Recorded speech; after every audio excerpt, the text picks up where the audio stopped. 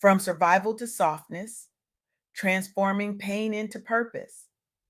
Welcome to the soft girl era. I recently had the privilege of interviewing Tanya Devoe, a woman whose life story reads like a masterclass in resilience and transformation.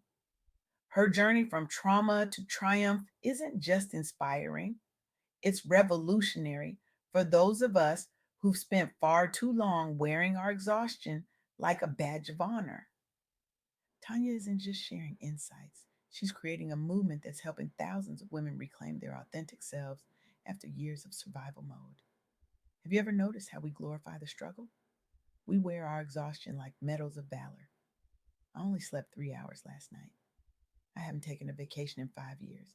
I'm running on coffee and determination. We say these things with a strange pride, as if our capacity to endure pain somehow makes us more worthy, more deserving of respect. But what if our greatest strength isn't in how much we can endure, but in how deeply we can heal? This is the profound truth that emerged from my conversation with Tanya. Her message cuts through the noise of hustle culture with crystal clarity.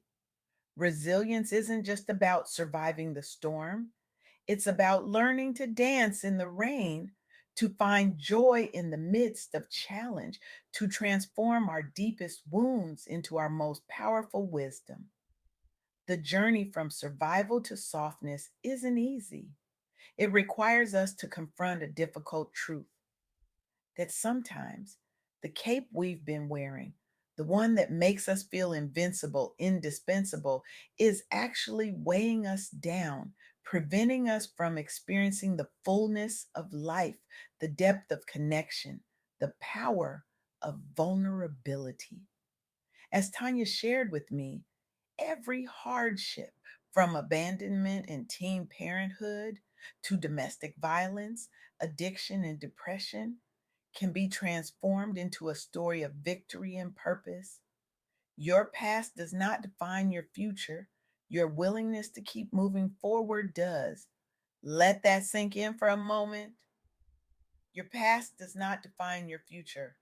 For many of us, especially high achieving Black women, we've been taught that our value lies in our ability to overcome, to push through, to make a way out of no way. And there's power in that, certainly, but there's also exhaustion, burnout, a disconnection from our authentic selves that can leave us wondering who we are beyond our capacity to endure. Consider Tanya Sam, founder of the Ambition Fund. Here was a woman who had already built a successful career, who could have simply enjoyed the fruits of her labor.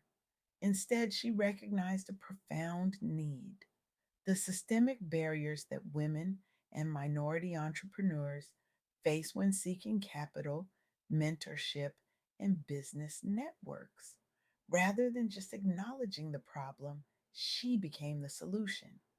The Ambition Fund now directly invests in underrepresented founders, provides crucial mentorship, and fosters a supportive entrepreneurial community. The results? Over $100 million in revenue generated by the businesses they've supported.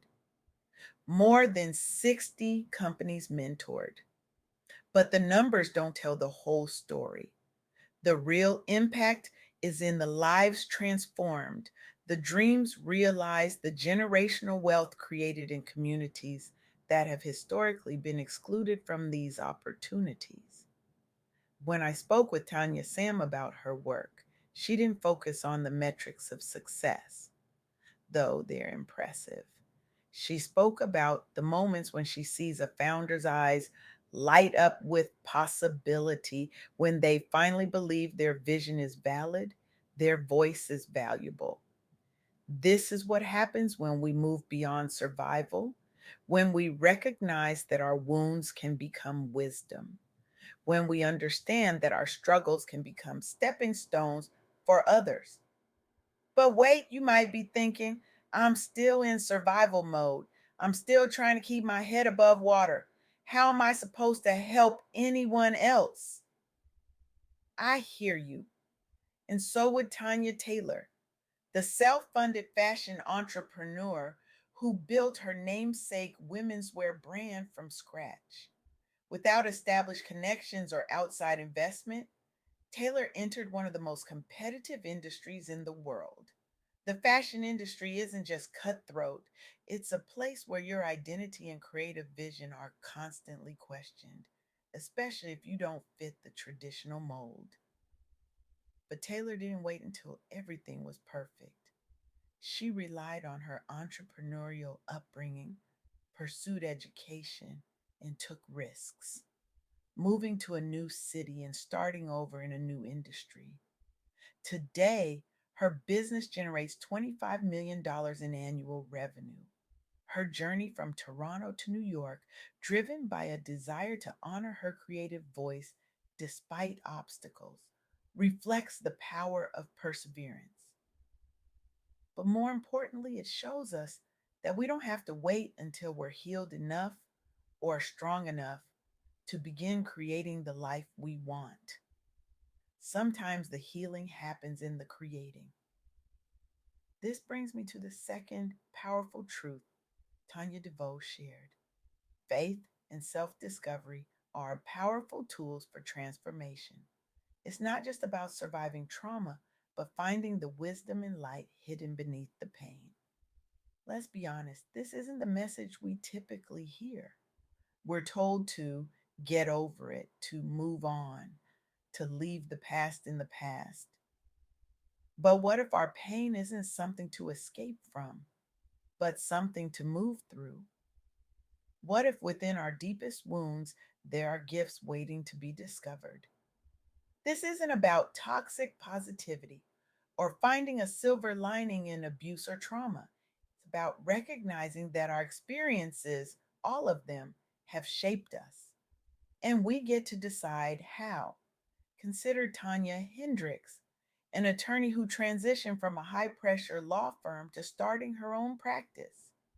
Hendricks was confronting not just burnout, but what she calls the good girl syndrome, the societal expectations placed on women, particularly Black women, to do it all without support.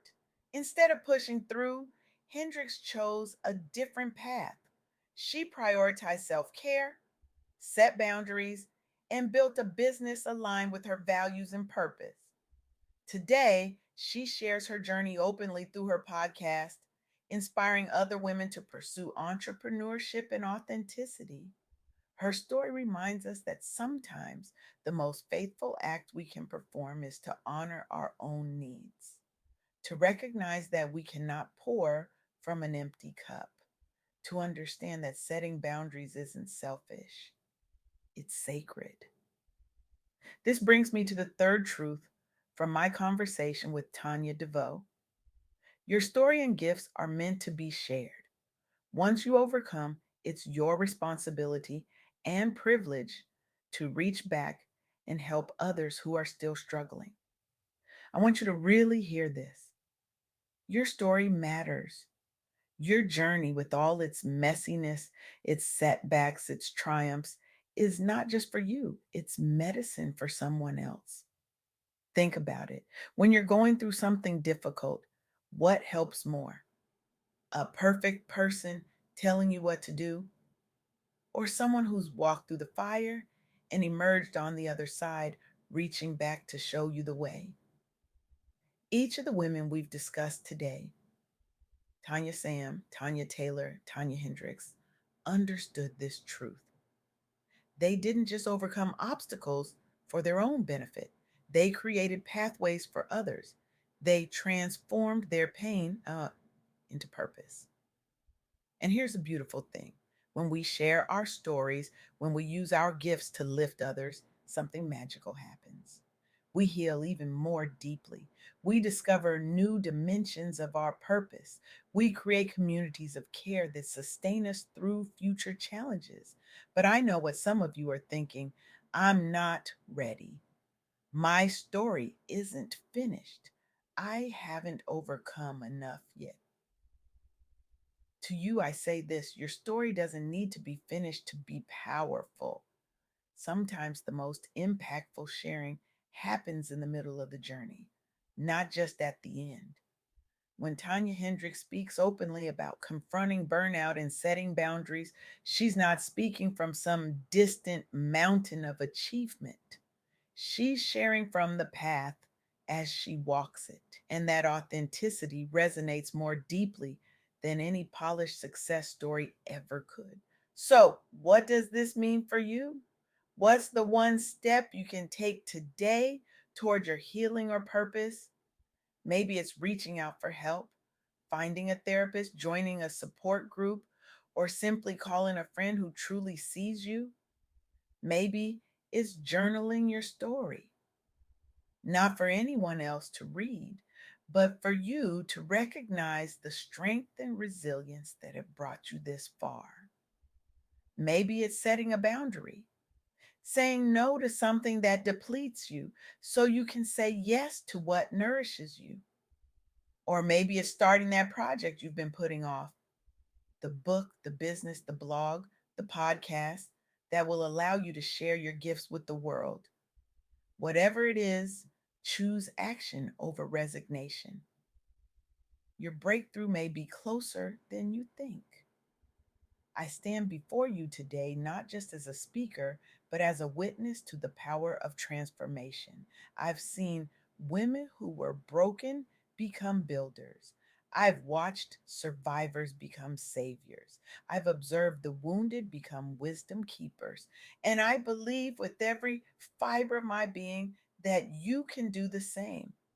Today, I challenge you to drop the cape, to embrace your softness as strength, to see your scars not as signs of damage, but as maps of your resilience.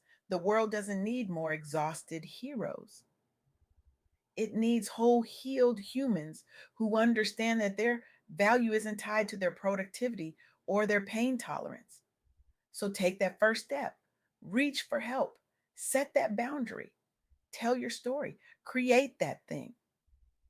Not because you have to, but because you deserve to live a life that's about more than just surviving. Your transformation isn't just for you, it's for everyone you'll touch with your newfound wisdom. It's for the people who will look at you and think, if they can heal, maybe I can too. This is how we change the world. Not by pushing through pain, but by transforming it into purpose. Your past does not define your future. Your willingness to heal does. Are you ready to begin?